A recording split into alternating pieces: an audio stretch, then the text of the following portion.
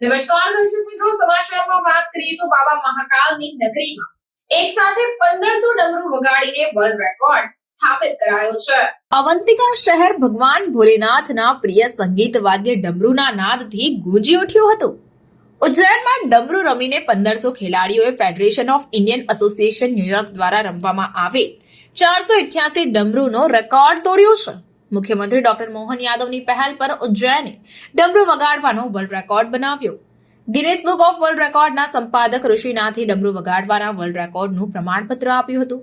મુખ્યમંત્રી ડોક્ટર મોહન યાદવે ઉજ્જૈનમાં ડમરૂ વગાડવાનો world record બનાવવા બદલ અભિનંદન અને શુભેચ્છા પાઠવી હતી।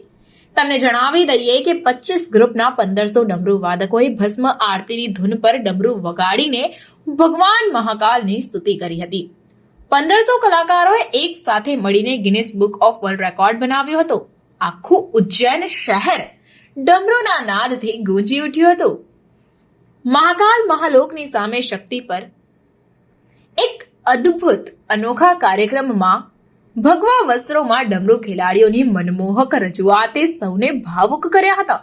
મહાકાલના રુદ્રસાગર પાસેના શક્તિપથ ખાતે આયોજિત ડમરૂ વગાડના કાર્યક્રમમાં સાંસદ અનિલ ફિરોઝિયા, રાજ્યસભાના સાંસદ ઉમેશનાથ મહારાજ, ધારાસભ્ય અનિલ જૈન,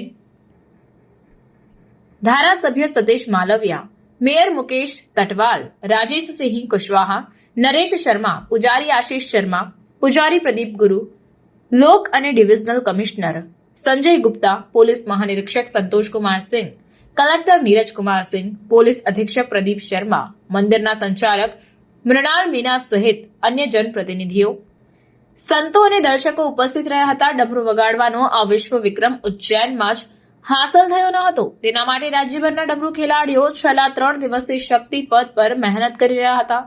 મહાકાલેશ્વર મંદિરના જનસંપર્ક પ્રભારી ગૌરી જોશીએ જણાવ્યું કે ભોપાલના સંસ્કૃતિ વિભાગ અને ભસ્મ ભૈયા ભક્ત મંડળના ડમરૂ ખેલાડીઓની સાથે ભોપાલ, સાગર, ખંડવા, ખજુરાહો, જબલપુરના ડમરૂ ખેલાડીઓએ પોતાનું પ્રેઝન્ટેશન આપ્યું હતું, જેના કારણે આ વર્લ્ડ રેકોર્ડ બની શક્યો।